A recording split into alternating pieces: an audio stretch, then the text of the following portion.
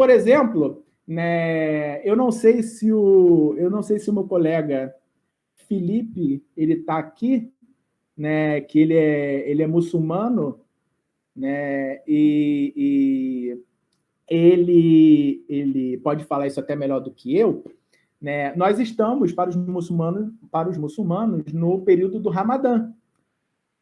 E quando eu estava mais ativo nessa pesquisa, né, do diálogo do cristianismo com o Islã, eu percebi de cara a conotação, a partilha próxima, não é a mesma coisa, mas é próxima do Ramadã com a Quaresma.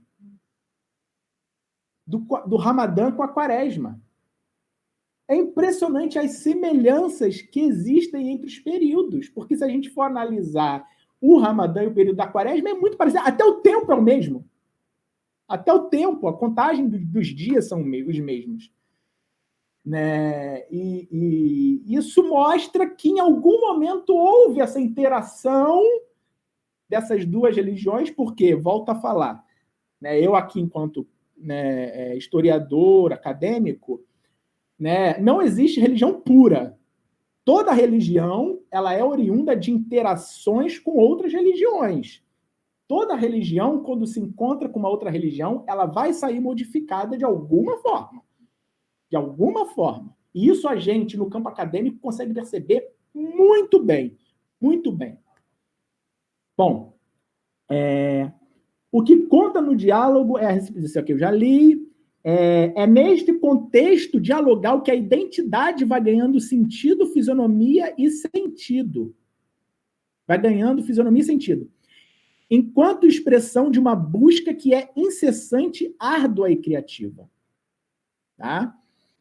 Então, aqui, esta comunicação propicia um clima de abertura, empatia, simpatia e acolhimento, removendo preconceitos e suscitando a compreensão mútua, enriquecimento mútuo, comprometimento comum e partilha da experiência religiosa. Voltando no assunto, eu sei que não é fácil, é uma coisa difícil. Para algumas outras pessoas é mais fácil, para outras nem tanto, e tudo bem. Mas essa comunicação entre as religiões visa isso. Tirar ninguém da sua religião para virar a outra. Ele leva a níveis mais profundos a comunhão no espírito, sem detrimento da experiência religiosa específica de cada comunidade, mas aprofundando ainda mais. Então é aquilo. Quando eu entro em contato com o Islã e eu vejo a beleza que a religião Islã, que o Islã tem, desejo de me tornar, virar muçulmano, mas aprofunda mais ainda a minha fé enquanto cristão. Por quê? Porque eu tenho uma identidade cristã firme no que eu acredito. Né? Então, geralmente, quando a gente vê pessoas que tratam o diálogo religioso de uma forma... vem com ataques fundamentalistas, né? Ou pessoas, por exemplo, do campo cristão que atacam um terreiro, apedrejam pessoas, além disso ser crime, né? Mostra que essas pessoas elas não estão com a sua fé. E aqui eu não estou fazendo juízo de valor, eu estou apenas evidenciando algo que é claro, porque em nenhum momento Cristo, nenhum momento os evangelhos manda a gente apedrejar quem é diferente, quem tem outra fé diferente da gente. Em nenhum momento. E posso aqui falar, nenhuma outra religião fala isso. Nenhuma outra religião fala isso. Tá?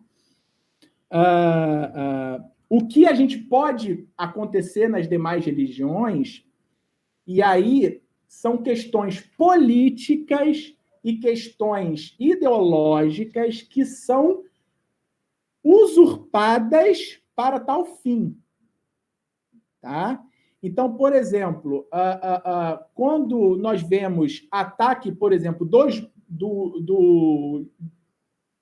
dos muçulmanos para cristãos, né, ali tem muito mais uma questão política do que da religião em si. Porque se for da religião em si, principalmente quando um muçulmano ataca um cristão, isso é o pior dos crimes para quem professa a religião islâmica. Porque o profeta Mohammed deixa claro no Corão que todas as religiões, mas principalmente os povos do livro, cristãos e os judeus, eles têm que ser respeitados e acolhidos enquanto irmãos. Acontece é por questões étnicas, é por questões políticas que... o que está favorecendo essa briga entre cristão e muçulmano? Alguém está ganhando com essa história. E quando a gente vai ver, não são nem a religião, nem o Islã, nem o cristianismo. Às vezes é um poder político que está manipulando essas religiões, que está deturpando trechos do Corão, trechos da Bíblia para justificar uma violência, para justificar uma colonização do outro, para justificar uma violência. Tá? Então, isso tem que ficar muito claro. Muito claro. Né? O relacionamento interreligioso ocorre entre fiéis que estão enraizados e compromissados com sua própria fé, mas livres ao aprendizado. Ele tem que estar enraizado e compromissado com a sua fé. Primeiro, né, isso é umas coisas que a gente vai ver na frente, que o próprio Thomas Merton, místico, monge cristão, ele sempre falou. Ele sempre deixou claro quando... sempre perguntavam muito a ele desse diálogo que ele tinha, principalmente com o budismo, com o zen budismo, né? Ele tinha um diálogo muito forte com o budismo, justamente por ser uma tradição religiosa. Posso arriscar dizer a que mais tem diferença com o cristianismo, que é o zen budismo, é muito diferente do cristianismo, mas é justamente aí que o Thomas Merton se mete. Pô, mas se é muito diferente, mas alguma coisa tem aí do mistério de Deus para eu aprender, do mistério divino, daquilo que não foi captado nos textos sagrados, que ainda está por aí, e que eu posso captar para a minha fé, e que eu posso trazer para a minha fé. Então, uma das coisas que o Thomas Merton sempre falava é: conheça primeiro a sua fé, tenha uma base firme na sua fé, para aí sim você dialogar, com o outro. Né? Isso. Então, aqui eu falei da condições essenciais para o diálogo interreligioso. É a virtude da humildade, né? O diálogo envolve discernimento da nossa contingência, ou seja, daquilo que não sabemos e de nossa vulnerabilidade, que a gente não conhece, né? Do mistério. Eu falo dessa questão do mistério divino, do mistério do eterno, que a gente não é capaz de captar. Né? Isso sempre é aqui que vem aquela imagem, por exemplo, que... Rapidinho, gente. Por exemplo, que o arcebispo, né, o arcebispo anglicano, o Desmond Tutu, ele tem um livro que também é lindo, que é O Deus Não É Cristão, né, que fala justamente disso, né, desse divino, desse eterno, que ele não pode ser apreendido por dogmas, por caixinhas herméticas, e que eu estudo teologia, tá? E eu não gosto de fazer esse tipo de comentário, mas terei que fazer aqui. Estudo muito bem, com muito afinco. Posso dizer que teologia dogmática é uma das matérias que eu mais estudei, que eu mais gosto, e eu vejo que a conta não bate. Colocar, não, isso aqui é a teoria da salvação, isso aqui é a teoria... os nomes que a teologia dá... lembra de um aí, que fugiu? Pneumatologia, que é a disciplina disciplina que estuda o Espírito Santo, escatologia, que é da salvação, que é a esperança vindoura. Mas, gente, a esperança cristã não cabe na escatologia, não fecha, é muito maior. Isso não acontece só no cristianismo, isso acontece nas outras religiões também. A gente só, às vezes, não tem ciência disso, né? Porque a gente, enfim, está no contexto cristão, não está no contexto islâmico, não está no contexto budista, enfim. Né? Existe até religiões, por exemplo, como o Zen budismo, que vai olhar para essa coisa do salvar a alma e vai falar assim, como assim? Para que precisa de salvar a alma? Aí o Zen budismo vai olhar o cristianismo nessa questão como uma coisa muito egocêntrica. Como assim salvar a sua alma? Mas como assim salvar a sua alma? Assim? E é justamente nessa incompreensão, por exemplo, como eu falei há pouco tempo, né, do Thomas Merton, é justamente aí que ele vai, tá, mas pô, se eles acham isso tão estranho na gente, por que eles acham estranho isso? Vou tentar entender pelo locus do Zen budismo por que eles acham isso no cristianismo tão estranho. E ele fez, e em hipótese alguma, ele deixou de ser cristão até o fim da sua vida, muito prematura, né? Enfim, ele continuou sendo cristão, um cristão incrível. Bom, aqui eu já falei. Aqui, o Thomas Merton voltando, né? Eu já citei ele aqui diversas vezes. Para ele, né, Thomas Merton só é capaz de alcançar tal nível de relação aquele que ultrapassa as práticas das tradições exteriores. Assim diz Merton, deve ser um exemplo vivo da realização tradicional e interior. Estar completamente aberto à vida e à nova experiência por ter utilizado integralmente sua tradição e a ter ultrapassado. É aquela questão de você estar inserido na sua tradição. Você está inserido na sua tradição. Tá?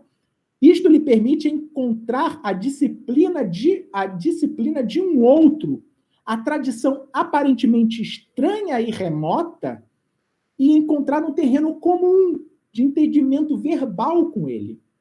O nível pós-verbal seria, pelo menos idealmente, aquele em que ambos se encontram além de suas próprias palavras e do seu próprio entendimento, de uma experiência máxima, suprema, que possivelmente não poderia ocorrer sem eles ocorrer se eles não tivessem se encontrado e falado.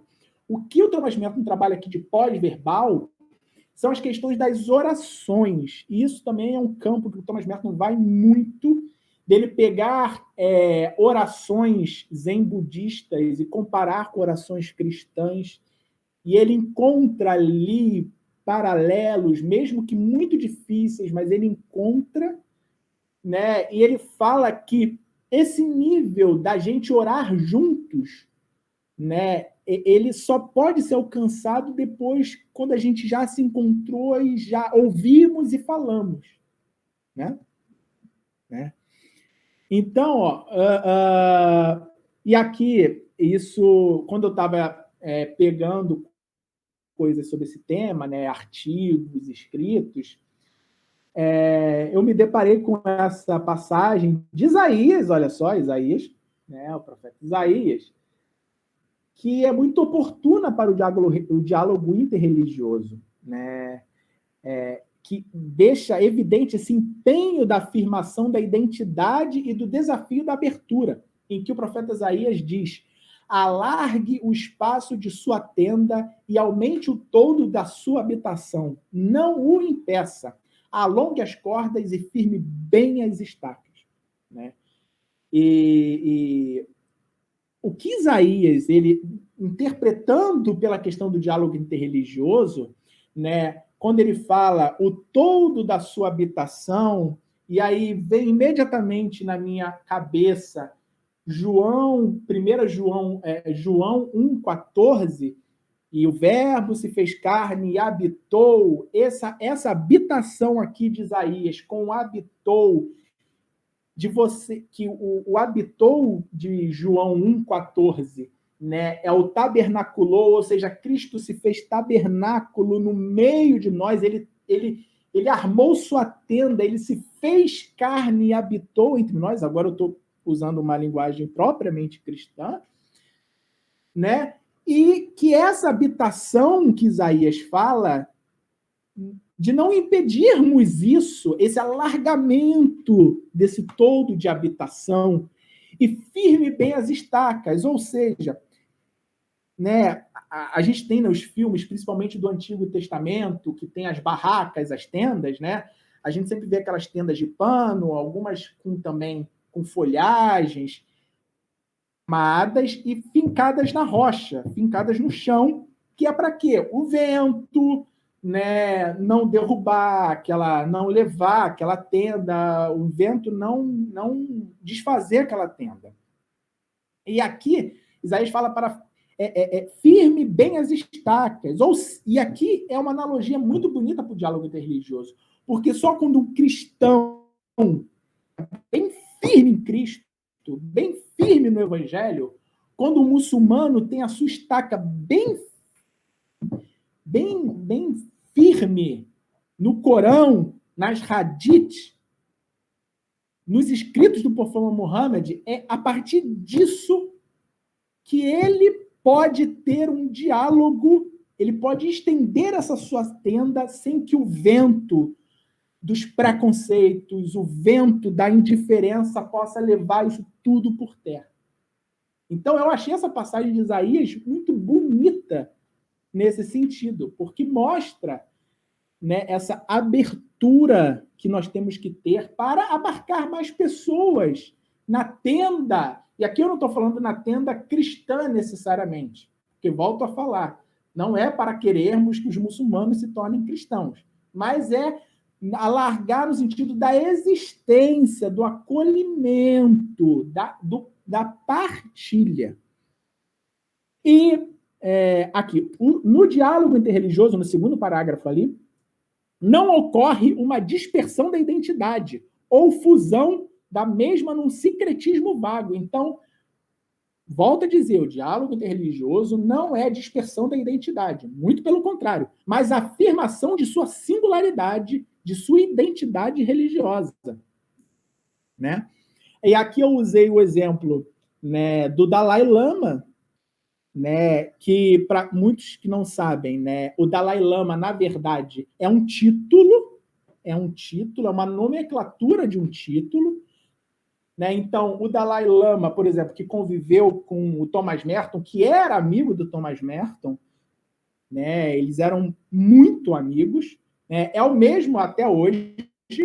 O nome dele de nascimento é Lhamo Drup, né? E o nome religioso dele é Tenzin Gyatso. Então, o Dalai Lama ele é só um título. Assim como, por exemplo, o Papa Francisco, ele não se chama Francisco, né? Papa é o título e o Francisco é o nome que ele adota a partir do exemplo e da devoção que ele tem a São Francisco de Assis, né? E o nome dele é Jorge Bergoglio, né? Então, e isso acontece também nas tradições, por exemplo, quando um cristão se torna monge, né? Ele tem um período de postulado e depois é que ele toma os votos, ele também muda de nome.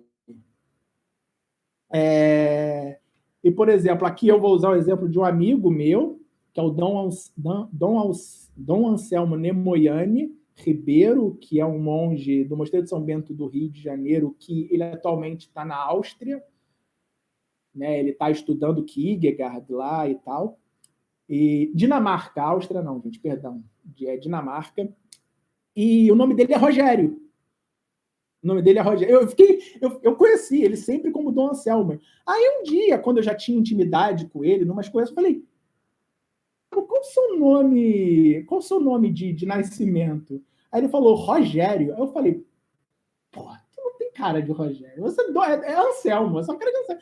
Porque, enfim, fica, mas é como a gente percebe. E, claro, né, os monges têm isso porque quando a pessoa ela faz os seus votos perpétuos, né, e o monge tem que renovar a cada 3 anos até o voto definitivo, ele de fato, muda de vida, é uma outra pessoa. Né? Quando a gente fala, né, quando a gente aceita Cristo, a gente muda de vida, a gente é uma nova criatura. Para os monges, é a nova criatura de fato. Né? Naquela comunidade, ele vai ter outro nome. E aí o monge escolhe o nome e um santo, um cristão que eu tenho muita vontade, né? E aí você escolhe o nome. Tá? Isso aqui já foi. E aqui, ó. No terceiro parágrafo, tá assim: a abertura ao diferente, ao outro, exige o exercício da ultrapassagem dessas fronteiras. Uma coisa interessante, lá em cima, no primeiro, tem uma frase do Geertz, né, um antropólogo, que ele diz assim: se quisermos ser capazes de julgar com largueza, como é óbvio que devemos fazer, e aqui volta a dizer, julgar no sentido de entender, e não no sentido de julgar de uma maneira ruim, tá? Como é óbvio que devemos fazer, ou seja, de compreender, precisamos tornar-nos capazes de enxergar com largueza. Então, como que eu vou descobrir como é ser um muçulmano de fato, se eu fico colocando muros de preconceitos, de achismos, na frente de uma pessoa que professa o muçulmano, a religião islâmica, de uma maneira honesta, na frente. Eu nunca vou conseguir enxergar essa pessoa como ela é, porque eu coloco muros de preconceitos na frente. E assim como, e aí trazendo para o terreno cristão, a gente sabe que existem cristãos que têm o evangelho no coração, que a sombra chega a curar, como a sombra de Pedro, né? A gente tem muito cristão picareta também, a gente tem muito cristão que se espremer do evangelho não sai nada. E isso acontece em todas as religiões. Mas no Islã tem muito mais. O porquê que querem que pareça que tem muito mais no muçulmano e não nos cristãos. Por quê? Tem questões, principalmente vindas do fundamentalismo dos Estados Unidos, porque o Islã é a religião que mais cresce no mundo. E o fundamentalismo, ele lida com mercado. É o que eu falei, essa visão economicista de religião. É a visão... Eu não sei aqui quem já jogou War, né, de conquistar território. Sabe? A gente não está aqui para conquistar território, a gente está aqui para transformar vidas. Seja muçulmano, seja cristão, seja budista. A gente está aqui para transformar vidas, a gente não está aqui para ganhar território. E os fundamentalistas, ultrafundamentalistas, eles vêm para isso. Né? Para jogar com essas questões todas, e com muita politicagem envolvida nisso. Tá? Então, ó, o outro, e aqui eu estou. E aqui uma frase lá no segundo parágrafo, né, do sociólogo, do antropólogo francês, o Lévi-Strauss, tem-se a ver a diversidade como escândalo ou monstruosidade, e considerar a própria sociedade, isso é o fenômeno do etnocentrismo que ele está falando aqui, né? Diversidade como escândalo ou monstruosidade, e considerar a própria sociedade e o modo particular de vida como centro referencial, ou seja, o mais correto e o mais natural. A gente vai, sim, achar que o nosso modo de vida é o mais correto, é o mais natural, porque nós nascemos nesses contextos. Mas eles não podem ser vistos como exclusivos. Essa é a diferença. Como as únicas possibilidades de se viver. Não, a única possibilidade de viver a relação com o sagrado é pelo cristianismo. Isso faz sentido para mim, Felipe Valadares Pinheiro. Mas para o meu vizinho pode não fazer sentido algum. Ele se encontrou no budismo. Que bom! Ele vai se tornar uma pessoa melhor do que se ele... Entende? É essa visão que eu quero passar. A abertura... Então, no último parágrafo aqui, né? O outro é mysterium tremendum, que jamais pode ser completamente... jamais pode ser complementado ou reduzido em seu único significado. Dizia aquela pessoa a um budista. Aquela pessoa é budista. Por exemplo, Felipe Valadares Pinheiro é cristão. Não, eu sou muito mais do que cristão, apenas. Apesar do cristianismo ser muito arraigado na minha identidade. Mas eu sou muito mais do que isso. Eu gosto de ver futebol, eu gosto de jogar videogame, eu gosto de ficar olhando para as árvores, ficar olhando para o céu. Isso qualquer pessoa pode fazer, sendo cristão, budista. Então, como aquela pessoa lá, ela é muçulmana, fizesse isso com a gente enquanto cristão, vamos fazer com as outras pessoas, né? Porque as pessoas são muito mais do que isso. Mas ela também é um mistério fascinante, ou seja, um mistério que fascina enquanto convida ao encontro e se disponibiliza ao aprendizado da diferença. Não se trata, porém, de desconhecer a possibilidade de aprendizados mútuos e enriquecimentos recíprocos, levado a efeito pela necessária prática dialogal, mas de resguardar o que há de singular no outro. Né? Ou seja, eu entro em contato no diálogo com a outra pessoa para entendê-lo, para compreendê-lo enquanto ele é aquele indivíduo. Né? E aqui são uma parte que eu não vou... Depois vocês leiam, porque senão vai tomar muito mais tempo do que já tomou. Eu tenho certeza que eu já passei muito do tempo. Peço milhões de perdões. Mas aqui são os três... E aqui também é uma volta, né, a uma coisa mais acadêmica, tá? Que são 3 paradigmas que nós temos hoje dentro do diálogo interreligioso. O paradigma do exclusivismo, tá? Né? Eu só vou colocar aqui, por exemplo, né? Por exemplo, a Igreja Católica, o paradigma exclusivista entra na Igreja Católica como, né,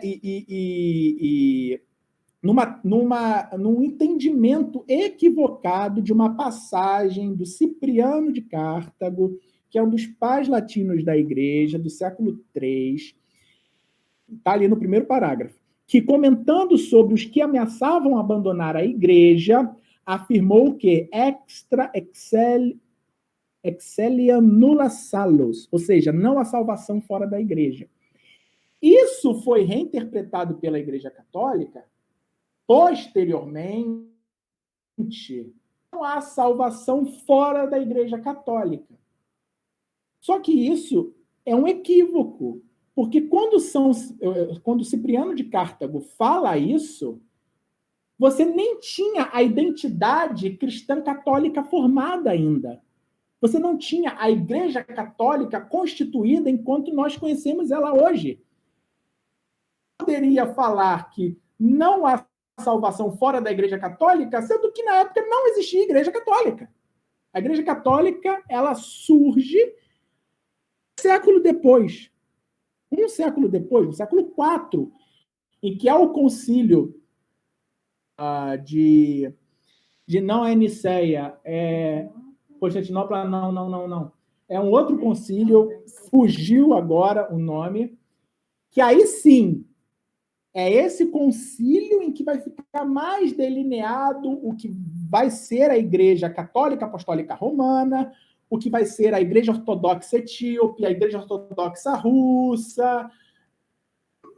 Depois dali, 10 séculos depois, é que vai haver a diferenciação entre igreja protestante, com Lutero, né, aquilo tudo que a gente já conhece. Mas, então, esse próprio paradigma que a Igreja Católica, ele é impreciso nesse sentido.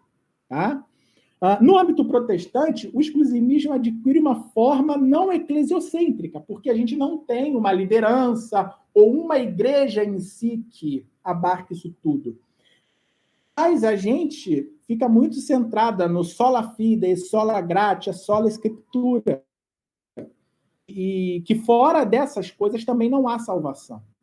né? O símbolo disso é o Karl Barth, que tem uma teologia extensa e vasta nisso, né? Então, para os cristãos protestantes, a salvação vem pela entrega do ser humano mediante a fé, a graça que o próprio Deus lhe oferece em Jesus Cristo.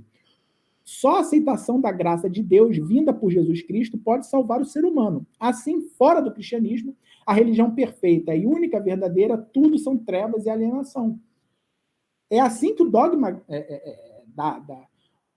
os dogmas protestantes Então, e o exclusivismo, gente, ele está presente em praticamente todas as religiões, tá? Eu coloquei aqui os dois tipos de cristianismo porque são mais próximos da gente. Mas o exclusivismo, ele meio que diz que a minha religião é a única certa e única verdadeira. Isso pode ser verdade para mim enquanto ser, para eu fazer disso algo que eu leve para o outro. Porque o outro é um outro mundo, que não pensa necessariamente como eu. E eu não posso fazer com que essa pessoa pense como eu. Porque isso eu vou estar colonizando a outra pessoa. Eu vou estar com que aquela pessoa pense quanto mim. Então, é o que eu estou falando. Que eu estou falando, né, volto a dizer, enquanto acadêmico, historiador. Então, há de se fazer esse distanciamento também, quando eu falo aqui. O inclusivismo, né, que temos aí o Jean Dalienot, o Henri de Lubac, o Hans von Balthasar, o Karl Rahner, que vai ser um dos grandes nomes, que vai essa questão do inclusivismo dentro do diálogo interreligioso. Tá? O interessante do inclusivismo é lá no final, ó. O ser humano busca o que Rahner chama de existencial sobrenatural. E a busca em si já é iniciativa da graça divina em atuação no coração humano. Então, para o Karl Rahner, que é um teólogo cristão católico, tá?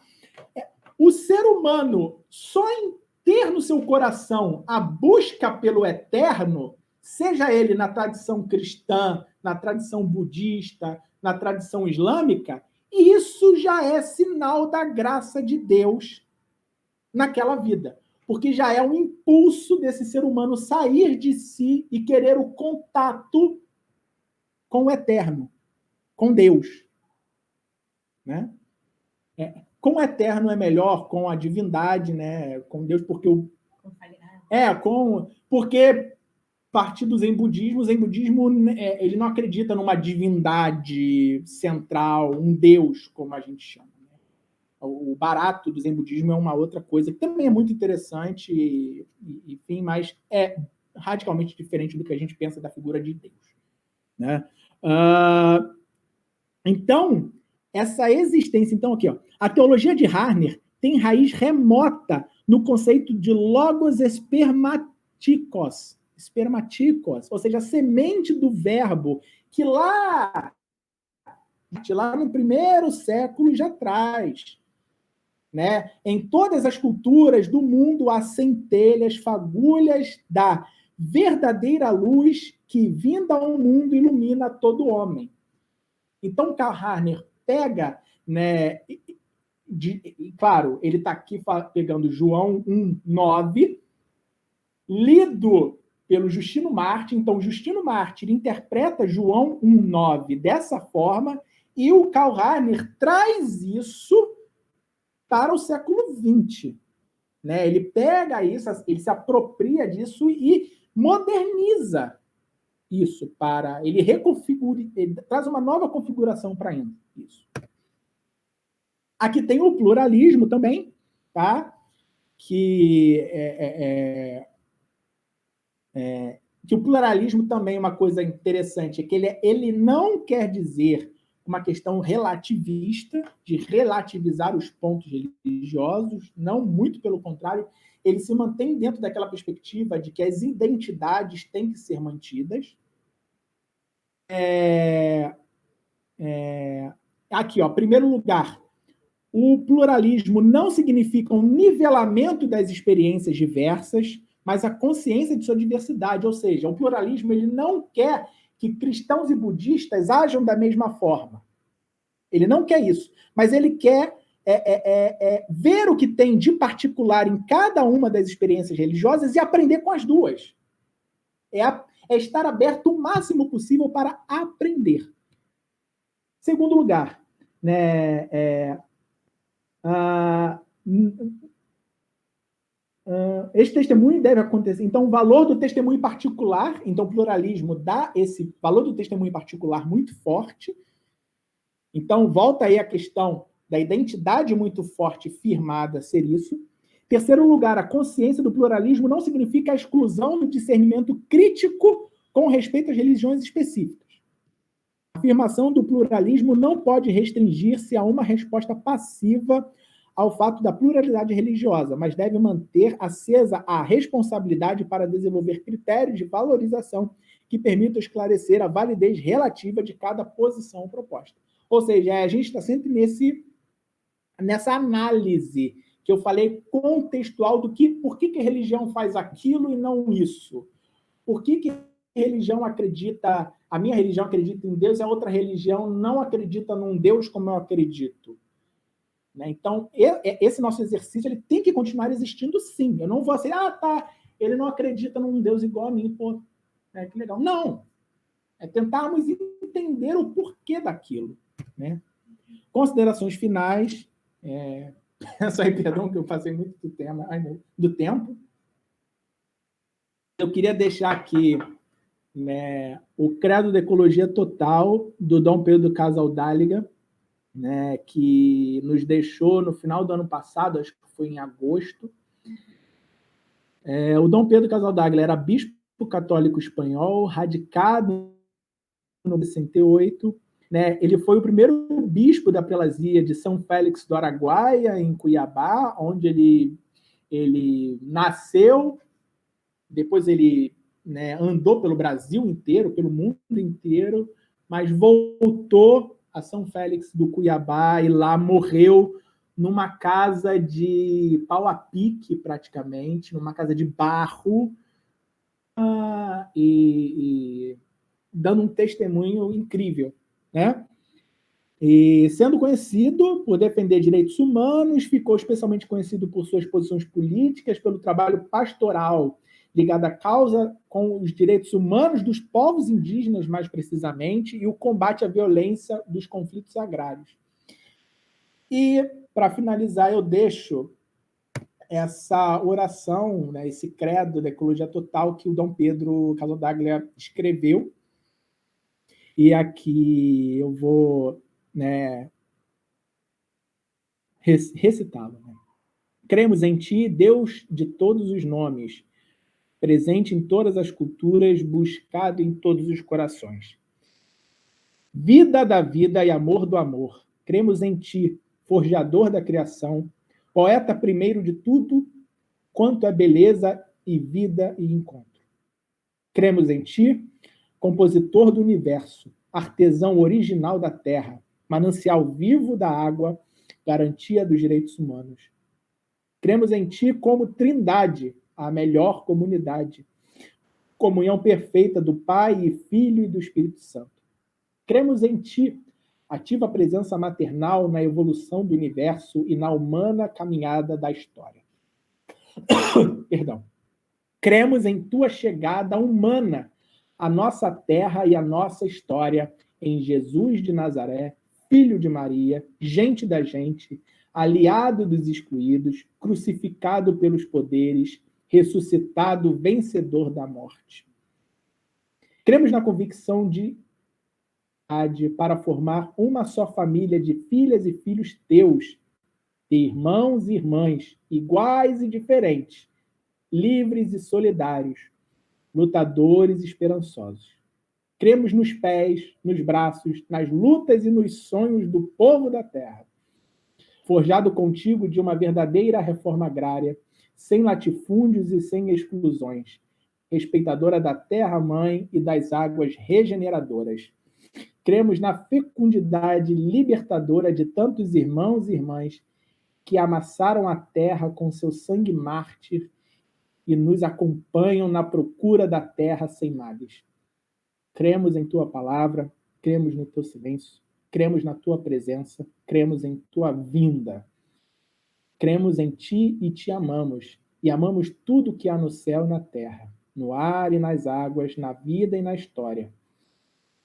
E esperamos esperamos e fazemos contigo, entre sombras e luzes, mais a certeza do teu amor fiel, o novo céu e terra do teu coração nos garante. Amém, axé, auerê, aleluia. Assim eu encerro essa palestra. E peço já perdão aos irmãos, às pessoas, por eu ter falado demais, mas são coisas que, de fato, eu acho necessárias ficarem bem pontuadas para não restar dúvidas. Dúvidas sempre vão existir, é sempre bom, porque a dúvida é aquilo que nos move, a dúvida é aquilo que aperfeiçoa a fé. A dúvida nunca é a antítese da fé. A antítese da fé é a certeza cega que nos imobiliza e que nos faz ficar parados. Né? Então, a dúvida é aquilo que sempre nos move para tal. Então, é isso. Obrigada, Felipe. Foi muito legal. Eu aprendi muito, eu quero os slides. Pegar uns negócios aí, aprender mais, uns termos novos que eu conheci. Gente, perdão a todos vocês que ficaram aqui até o final e peguei esse tempo de vocês assim. Meu Deus, perdão. Eu queria saber, enfim, já estamos todos aqui, passamos um pouco do horário, mas se alguém quer deixar alguma dúvida também pra gente, uma, no máximo, pra gente conseguir falar, pra ver se a gente consegue encerrar em 10 minutinhos.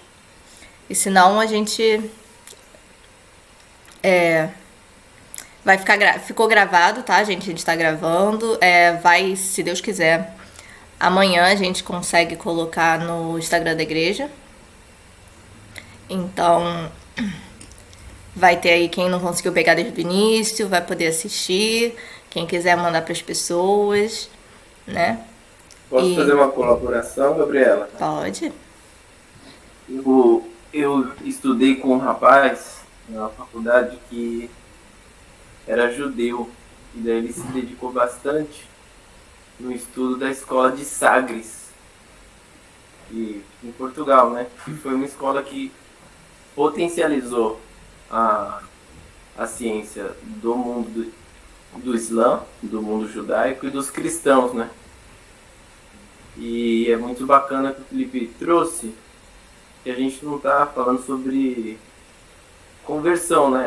Acho que a ideia do Felipe não é falar sobre, de fato, salvação, sobre orientação cristã, sobre a nossa realidade de fé, mas deixar claro que esses estudos, essa possibilidade de olhar para o outro no lugar de aprendiz, possibilita a gente crescer muito, né? Então, parabéns, Felipe, Deus te abençoe. Boa aula, professor. E é legal lembrar também que o Felipe é um seminarista, né? Como historiador, ele ainda não produziu um material historiográfico, né? Então, a gente tem muito a que esperar ainda, né? Desse nosso maravilhoso aprendiz. Deus te abençoe, noivo. Que viva os noivos.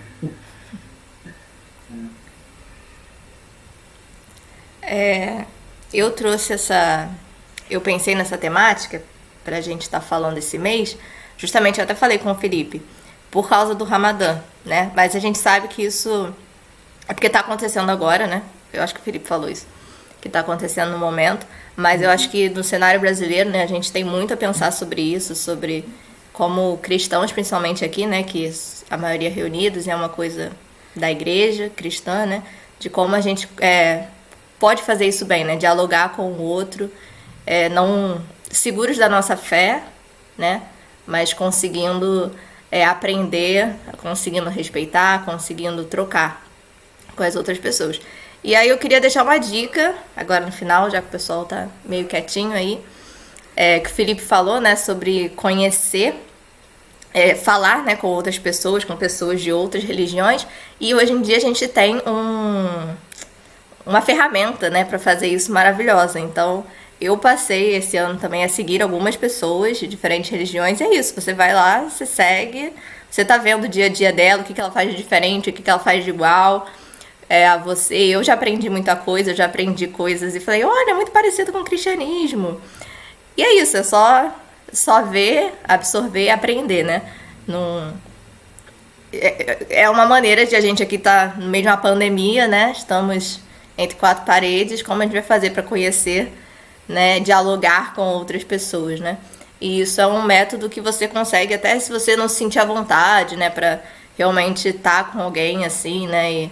E tudo mais, eu acho isso uma ótima ferramenta, porque a gente pode se utilizar hoje em dia, né? Temos influencers aí de todos os tipos, que tem muito a ensinar pra gente, de uma maneira que a gente tá meio passivo ali, né? Aprendendo. E Gabi, só uma partilha aqui.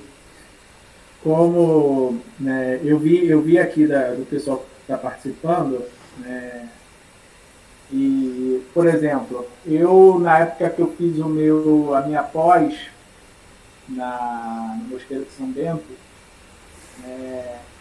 eu fui numa comemoração da Páscoa da Igreja Ortodoxa Russa, só que de língua portuguesa. Eu não me engano se era a Igreja Ortodoxa Mãe de Deus, alguma coisa assim. E o padre, né, ele é meu amigo até hoje, né, ele, infelizmente, ele se pediu para a Igreja Ortodoxa por várias questões muito mais até políticas do que religiosas em si, né, por causa de um rigorismo de, não, você tem que fazer a oração em grego, só que, cara, você está no a sua missa, né, o seu ritual em português, você não vai conseguir fiel, não adianta.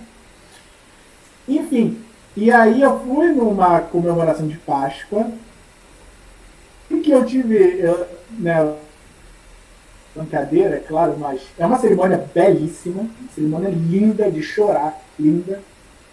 Mas ali eu vi que eu não sirvo para ser cristão ortodoxo russo, porque a cerimônia durou 4 horas em pé. Em pé. E você anda, aí você vai, beija o ícone, volta. E aí, claro, os ortodoxos russos, né, eles não tiram isso da cabeça deles, né? Eles falam que é o ritual do templo de Jerusalém, que eles faziam, e eles reproduzem isso e tal. E aí você... Por que eles fazem aquilo 4 horas seguidas? Pô, é verdade, tinha isso mesmo no templo de Jerusalém. Pô, por que a gente protestante não faz mais isso? Ah, por isso, porque... Só que veio e eu fui lá e, olha, eu senti tanto a presença de Deus naquele lugar, sabe? Eu fui tão abençoado nessa, né? Mas é muito bom. E a Gabi também falou de outras religiões. Eu, por saber que a minha apresentação já estava grande o suficiente, eu não quis colocar mais coisa. Mas eu tenho esse livro aqui, que aí deve estar espelhado para vocês, né? Mas é Buscadores Cristãos no Diálogo com o Islã. Teixeira, que é um autor, ele é cristão católico, mas ele é uma das maiores autoridades brasileiras em diálogo interreligioso, tá? E mística também. Ele e a Maria Clara Bigener também são as duas pessoas assim principais. E aqui eles têm testemunhos de vários cristãos pela fé abraâmica. pelo Islã. Tem um relato aqui que é lindo, é de você ler de chorar, né, que é cristão católico, e ele antes era agnóstico. E ele passou do agnosticismo para o cristianismo pelo acolhimento de uma família muçulmana que ele teve, que falou de Deus para ele, e ele se tornou, vamos colocar assim, ele passou a crer em Deus através dessa família muçulmana, só que ele acabou indo para a vertente cristã e não para o Islã, mesmo sendo apresentado a Deus por uma família muçulmana. Isso como ele faz esse percurso, a recepção abraâmica, do acolhimento abraâmico, que o Islã tem muito, muito forte, isso, mais forte até do que nós cristãos, isso é uma coisa que a gente deveria aprender com eles, desse acolhimento abraâmico, né, que está lá no Antigo Testamento. Era só para contar essas particularidades. É isso. Não, eu acho que é isso, é a gente continuar, né? Porque o intuito das palestras são sempre dar um pontapé numa discussão, né? Não é pra gente encerrar aqui, a gente sabe que todos esses assuntos que a gente trata são muito extensos, tem muita coisa pra gente aprender, pra gente mudar na nossa vida, na nossa comunidade, né? Então é isso, pra gente continuar arrumando outras maneiras, que não seja aqui, né? Que não se encerre aqui, pra gente continuar a pensar sobre isso, a ser ensinado realmente sobre isso, né? E aí o Felipe falou que vai disponibilizar esses slides. Eu queria também, Felipe, se puder, você pode fazer uma lista de indicações que a gente até publica junto, né? Para quem quiser continuar nesse assunto. E o Felipe gosta muito desse assunto, eu sei que ele terá o maior prazer de a gente continuar conversando sobre isso. E é isso, a gente tem outros espaços na igreja que a gente pode fazer isso, né? Que a Day até escreveu durante a palestra que isso lembrou uma coisa que foi trabalhada no Encontro das Mulheres. Então é essa coisa que a gente aprende aqui não encerra aqui, né? A gente leva para outra atividade da igreja, leva para nossa vida. E é isso, gente. Obrigada por ter participado, obrigada, Felipe, por ter topado falar sobre esse assunto, que eu sei que é muito complexo, é muito difícil, mas que a gente aprendeu tanto. Então, gente, obrigada pela participação de todos, pelo tempo que a gente tomou aqui da sexta-feira de vocês. Boa noite. E até amanhã. Amanhã tem o Felipe vai falar. Amanhã a atividade da igreja é o Felipe falando no Meditações Cristãs. Isso. Então, gente, boa noite. Boa noite. Obrigada, meu irmão. Obrigada. Muito bom. Gente, até. Boa noite. Tchau. Boa noite.